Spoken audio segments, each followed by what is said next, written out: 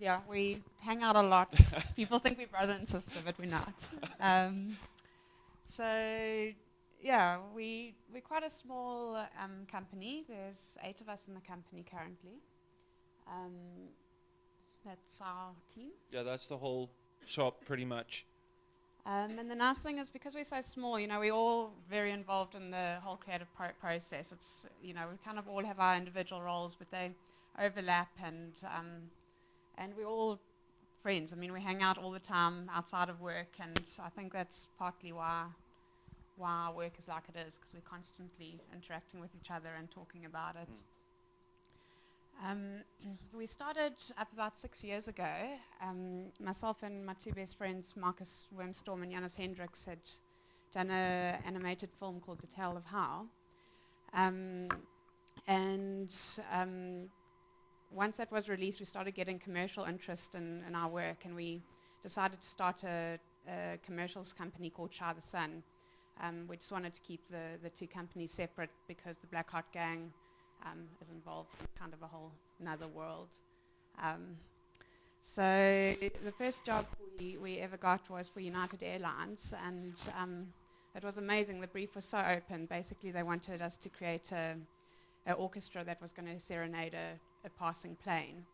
And they wanted it in the style of Tale of How, but we wanted to just make it more detailed.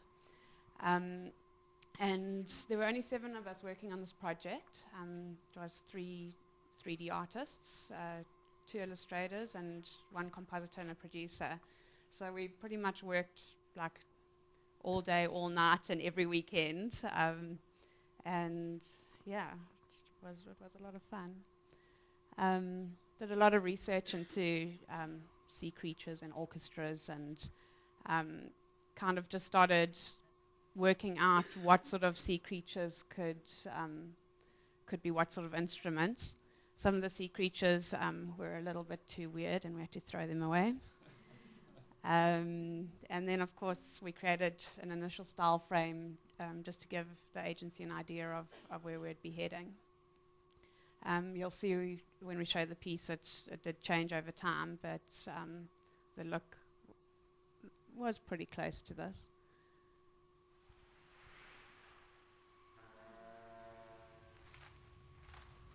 About the sound.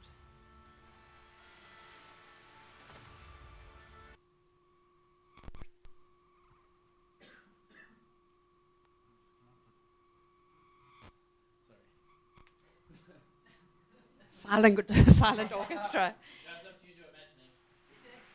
They do play.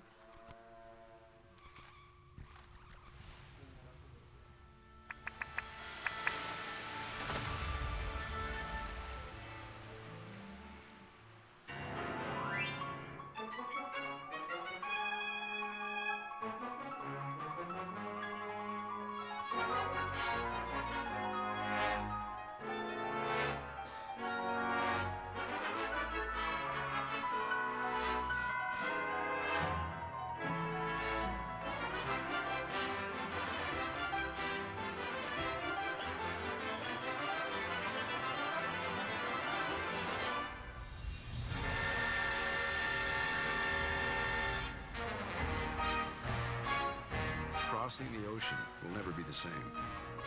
United's new international first in business class. United, it's time to fly.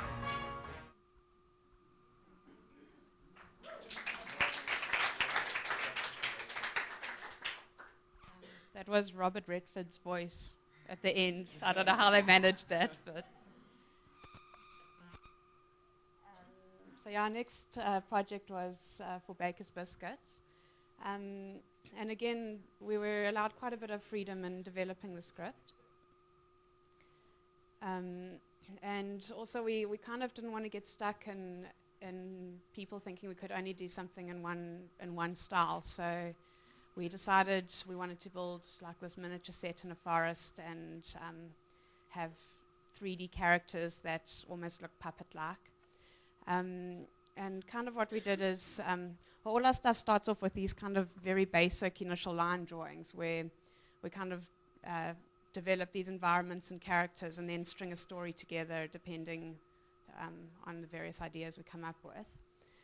We worked with some amazing set builders and we built this little environment in a forest. We actually invited a little kid to come have a look at it and she got terrified of the fairies that would live there. So yeah, that when we do the live action shoots and stuff, that's pretty much what the shot footage looks like. And then so it's like the plants and stuff with the miniatures built into it, and then all the characters and special effects and extra little trinkets would be composited in afterwards.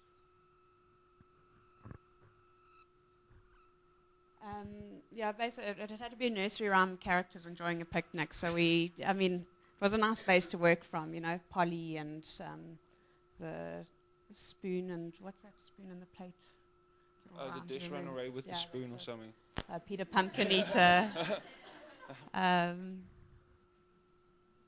want to talk about the 3D? So then pretty much we put a lot of texture reference pictures based on these little line drawings, and they then get developed into 3D characters.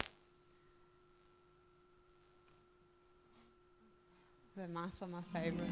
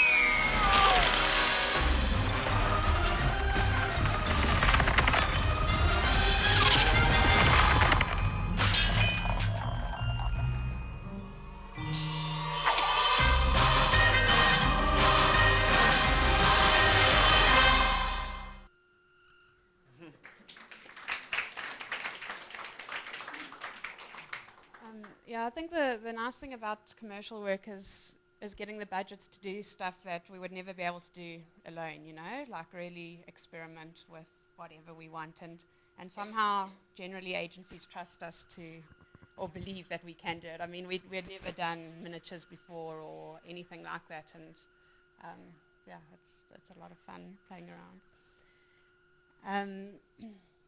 The next thing we're going to show you is, this was a dream project really, Pete Candelin from Passion Pictures. He's the director. He directed most of the Gorillaz music videos. And he got a job to do the Beatles rock band trailer. And he called me up to find out if I'd be interested in creating a marching band. So yeah, I could pretty much do anything. A band for the Beatles. It could be made out of anything, and it could do anything as long as it could play Beatles songs. So I was banned at the office at the time, from the office at the time, because these guys were all finishing up a music video, and I'd just been on holiday, and they hadn't slept in weeks, and they didn't want to have a happy person in the office. So at the time, I was living in Oudtshoorn, which is I had this ward space in the old Valkenburg Hospital. So it just seemed like a good setting to create something for the Beatles. And again, it started off with lots of initial line drawings and just little ideas of how all the characters could work, how they could interact with each other. I think I designed about 30 different characters, and then went into more detailed style frames. And I sent everything over to Pete, and I didn't really, I had no idea what he was going to do with the characters. And he's absolutely incredible with cameras and storytelling. And when I saw this piece, I nearly died. Yeah, I was happy for weeks and weeks. Yeah, I know. It's definitely like one of my favorite pieces that we've been involved in. It's amazing. Here comes the sun. Here comes the sun. I say it's alright. It's alright.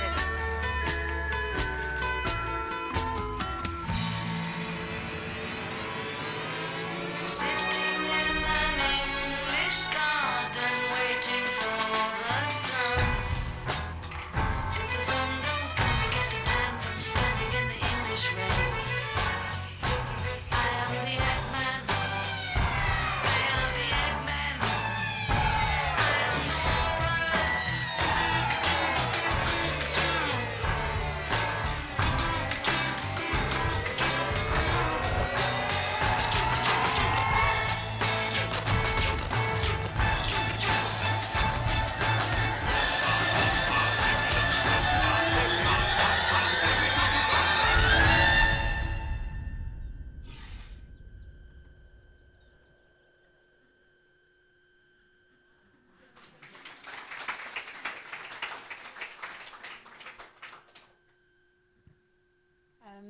So yeah, then suddenly we got asked to do another game trailer. And it was for American McGee's Alice in Wonderland.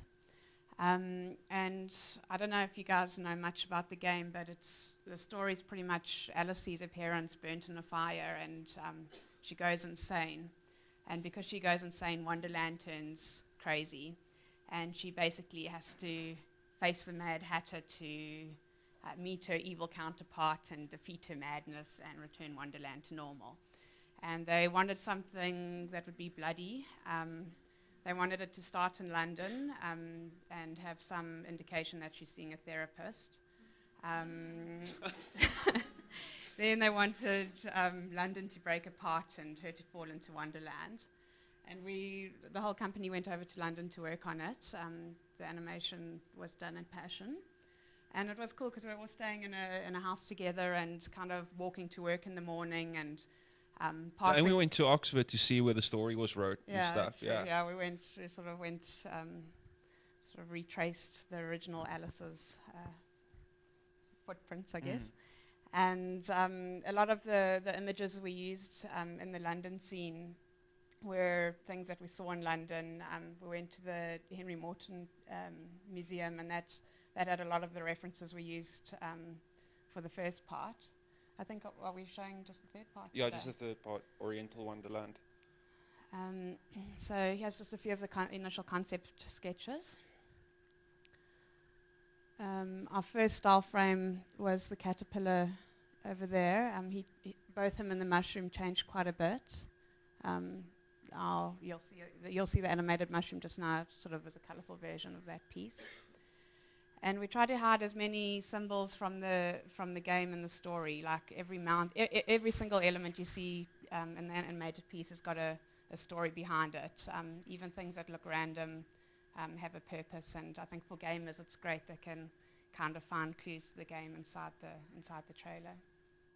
And we're going to show it to you now, but if you guys don't like blood and gore, we just suggest you keep your eyes closed towards the end, all right?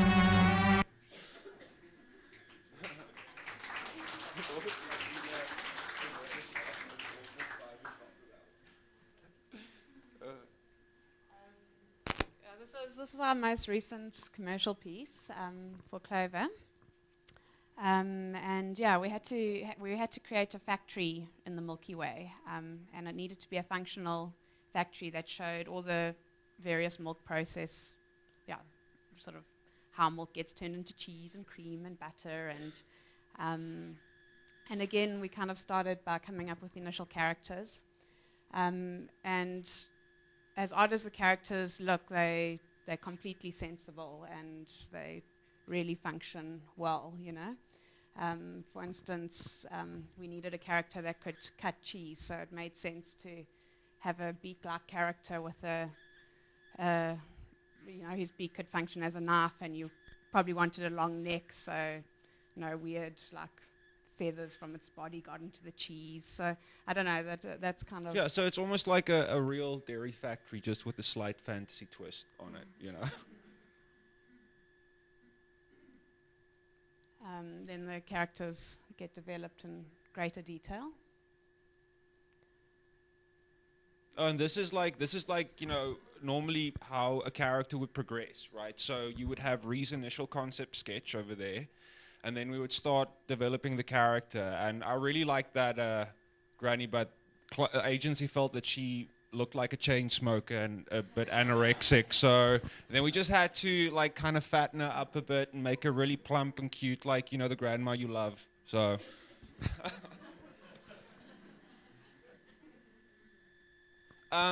So like Ree mentioned, like what we normally do when we make stuff and invent characters, like every character has a purpose and a story and the thing.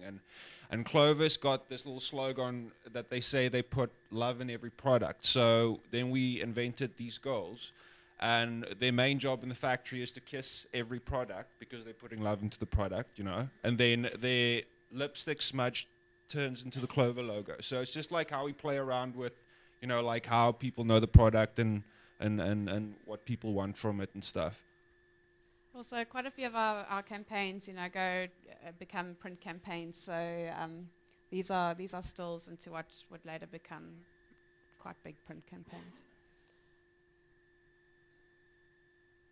Those are the tubbies we had to put. The initial character, they all had these kind of punk hairstyles, but then... It wasn't very hygienic, yeah. They were scared of hair falling into milk, so we gave them all shower caps. These are the beakies. This inspiration behind them was really like the land of milk and honey, So they've kind of got these beehive bodies and funny enough, it wasn't intentional, but a lot of the characters have this African element to them. The trotters are kind of like elephants, and That's quite cool. And then in terms of the environments, we wanted to create these white environments with touches of pastel colors. And also, similar to the characters, the environments had to support the whole milk process, and everything also has quite a functional purpose.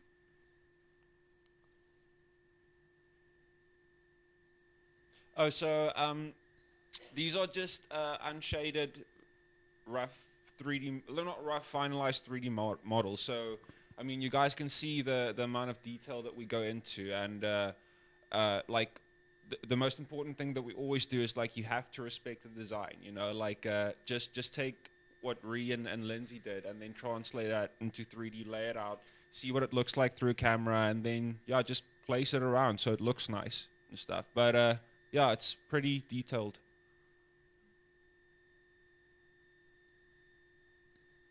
The factory was crazy. Yeah, got like lost in there. So.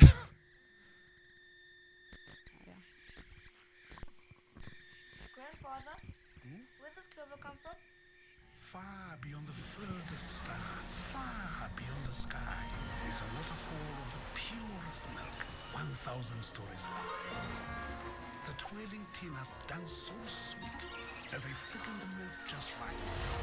For the trodders to trod with their cookie mold feet, making butter breaks creamy and light. Old Hubby is careful not to mess as he peddles the milk in his tummy. The piggies then use their beaks to cut perfect slices of cheese so yummy. Follow the river of snow-white milk as it goes to get cozy and warm. Then it's time to cool it down inside a friendly storm. Our clover friends have had their fun in the Milky Way far above, and now that all their work is done, they add their secret ingredient: love. And that's the way clover is made.